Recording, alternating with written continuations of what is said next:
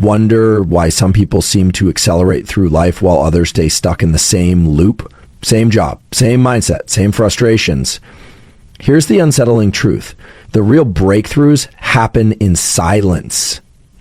Not when you're explaining yourself, not when you're proving your worth to others, but when you're sitting quietly, doing the work no one sees. There's a reason we respond to silence biologically. The absence of noise activates the brain's default mode network, this internal world where self-awareness, introspection, and future planning live. That's not spiritual fluff. That's neuroscience. Silence is not emptiness, it's information. And those who learn to sit with it, who learn to focus inward, unlock something far more powerful than external validation. They unlock control. Now, most people spend their energy projecting outward, scrolling, comparing, explaining, defending, but the human brain wasn't designed to process 10,000 opinions a day. It was designed to scan the environment, assess threats, and refine behavior. You can't refine anything if you're too busy reacting. Every moment you spend explaining yourself is a moment stolen from adapting and evolving. Focus on yourself. That's not selfish. That's how the prefrontal cortex wires focus, long-term decision-making, and goal pursuit.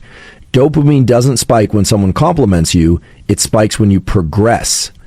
And progress happens internally, when no one's watching. It's in the lab at midnight. It's in the gym before sunrise. It's in choosing a book over a screen. That kind of discipline is quiet, and that's why it's misunderstood. You need to get comfortable being misunderstood, because if you are truly evolving, you will confuse the people who are not. And that's okay. Let them talk. Let them assume. Let them doubt. You don't need to defend your process. You need to trust it. See, real power doesn't make noise. Lions don't roar when they hunt. Surgeons don't yell in the operating room. The people who move the needle in this world are too focused on execution to worry about applause. The neurobiology is simple. Attention is a limited resource, and if you're spending it on opinions, gossip, or distractions, you're giving away your potential, neuron by neuron. So if you want transformation, deep, cellular level change, you don't start by shouting your goals from the rooftop. You start by building systems. You wake up at the same time every day. You eat food that fuels your cognition. You train your body, because a trained body houses a disciplined mind. You do the work quietly and let the results make the noise. And when people ask, "Where have you been?" or "Why so quiet?" just smile.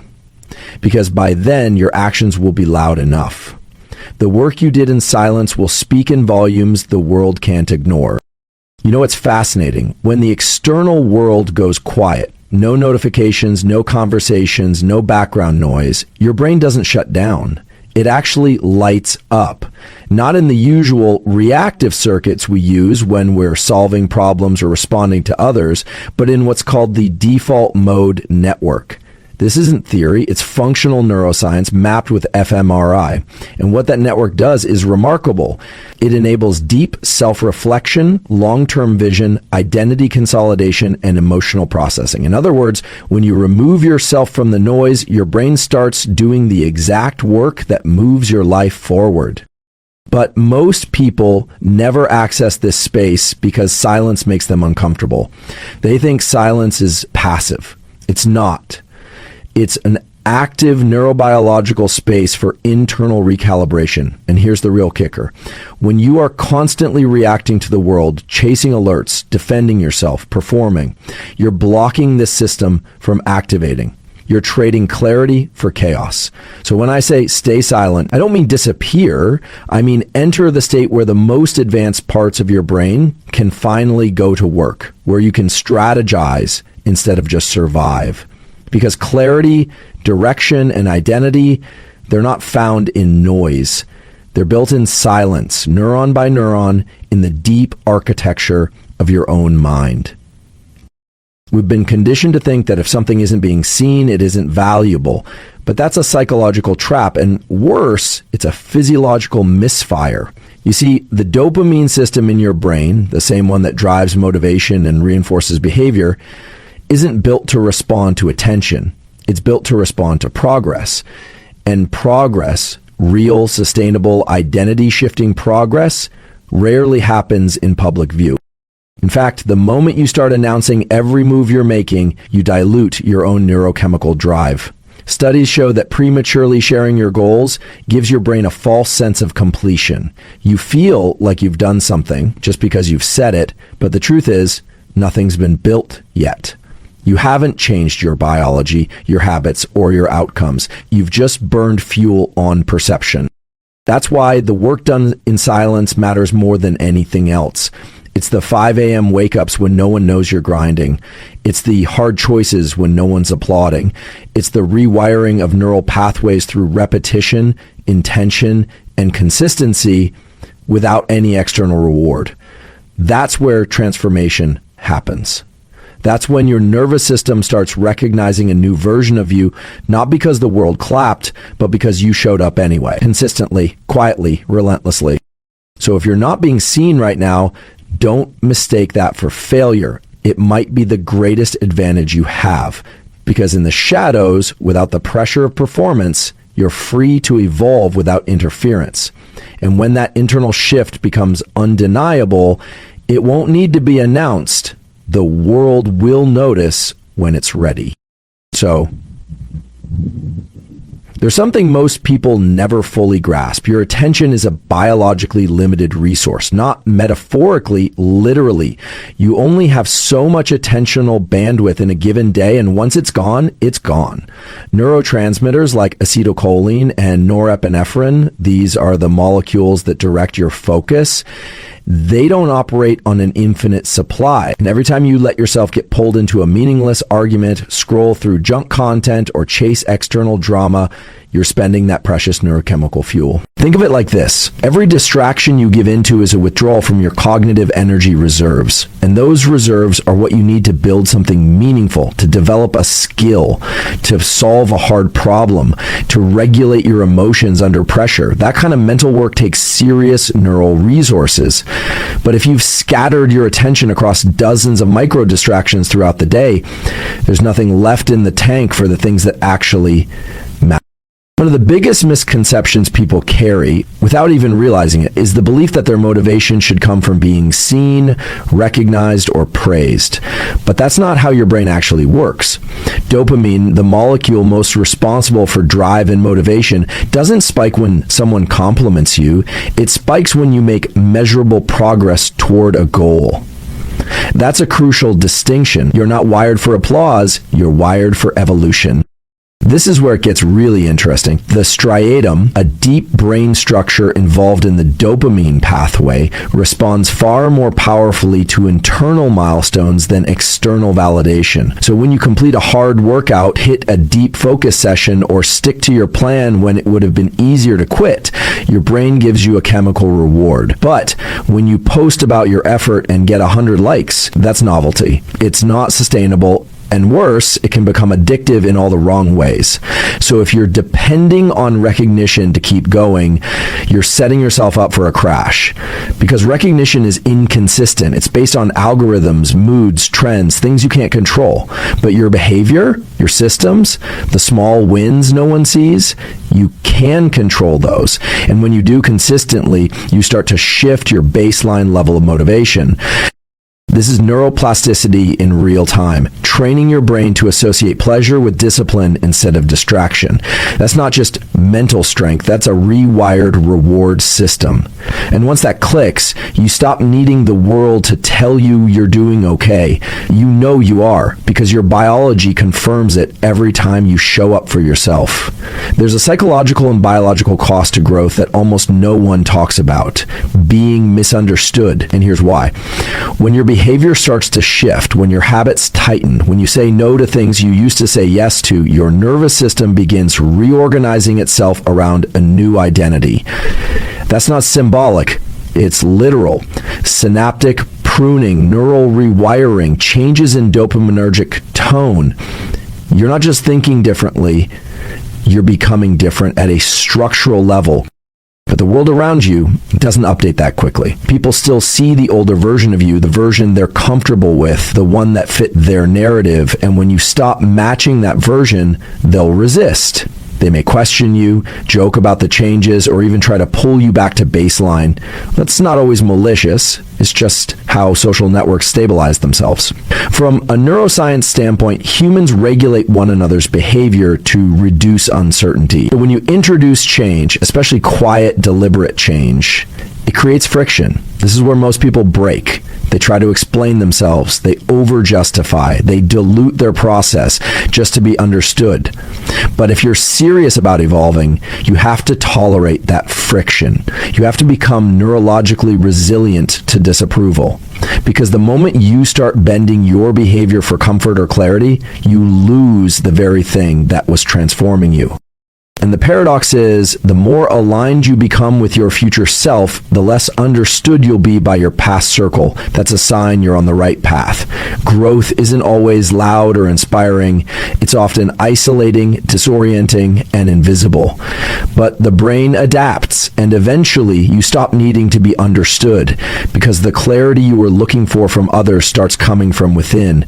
There's a phenomenon in behavioral neuroscience called action-oriented identity consolidation, and it explains something most people overlook. The most powerful individuals, the ones who actually change the trajectory of their lives and influence the world around them, don't spend their time talking about what they're going to do. They do it. And in doing it, they rewire their sense of self through behavior, not through verbal affirmation. See, the prefrontal cortex, the part of your brain responsible for decision-making, long-term planning, and impulse control, doesn't care what you say you're about. It only responds to what you consistently act on. And every time you execute on a behavior that aligns with your goals, you strengthen the neural identity around that action. But the reverse is also true. If you keep saying you're focused, driven, or disciplined, but your actions don't reflect that, your brain detects the mismatch. Over time, that creates internal dissonance, mental fatigue, emotional confusion, even reduced motivation. This is why actions speak louder than words, because the brain only codes for what's real. And when someone is truly focused on building something, whether it's a skill, a body, a business, or a new version of themselves, they don't waste precious cognitive bandwidth broadcasting every move. Their reward system has already shifted. They get dopamine from execution, not expression. And here's where it gets tactical. Silence becomes a tool, not because you're hiding, but because you're preserving attention for what matters. You're not seeking applause, you're managing energy. You're creating internal coherence where your behavior, identity, and goals are neurologically aligned, and when that happens, results become inevitable. They don't need to be advertised because the quality of the output speaks for itself. When most people think about change, they obsess over outcomes. They fixate on the goal, lose the weight, launch the project, earn the promotion. But here's what behavioral neuroscience makes absolutely clear. Goals don't change your brain. Systems do. The brain's plasticity, its ability to rewire and adapt, doesn't respond to intention. It responds to repetition, to pattern, to structure. So if you're waking up every day hoping that motivation will carry you through, you're already behind. Motivation is unreliable. It fluctuates based on sleep, blood glucose, cortisol levels, things you often can't fully control. But systems, those are controllable. When you build a structure around your day, a defined wake time, a protocol for exercise, dedicated blocks for deep work, you create a scaffolding that supports consistent neurochemical and behavioral outcomes, regardless of how you feel. There's a deep connection between the state of your body and the state of your mind, and it's not just philosophical, it's biological. One of the most underappreciated truths in neuroscience is that a trained body creates the ideal internal environment for a disciplined mind. This isn't about aesthetics, it's about regulation. When you train physically, when you engage in resistance training, zone 2 cardio, deliberate cold exposure, or even just consistent movement, you're not just building muscle or endurance, you're stabilizing your neurochemistry. Movement increases levels of brain-derived neurotrophic factor, or BDNF, which enhances neuroplasticity. It elevates dopamine and serotonin in ways that are more sustainable than any external reward. It improves vagal tone, which regulates your parasympathetic nervous system, meaning you recover faster from stress, you stay calmer under pressure, and your ability to make clear decisions improves dramatically. What this creates is a feedback loop. You move, your brain becomes more adaptable. You adapt, your behavior becomes more intentional. You stay consistent, and suddenly your identity shifts, not because you forced it, but because your biology made it easier to follow through. And here's the nuance most people miss. Discipline doesn't start in the mind. It's embodied. It starts with how you breathe, how you sleep, how you fuel, how you move. When you stop treating the body and mind as separate, you unlock exponential progress. You begin to realize that physical training isn't a luxury or a side habit. It's the foundational protocol for mental focus, emotional stability, and long-term behavioral change. And once your nervous system gets a taste of that alignment, where your physical and mental energy are working together, it becomes very hard to go back to chaos. Most people underestimate the power of silence in training mental fortitude. It's not just about quieting external noise. It's about building the ability to be comfortable with your own thoughts, to sit with discomfort, to process emotions without reacting. This is essential because our brain's ability to stay calm and focused is directly tied to our capacity to handle internal states of discomfort without distraction. In today's world, most people are terrified of silence because silence often forces them to face the chaos within themselves. And yet, this is where true mental strength is built.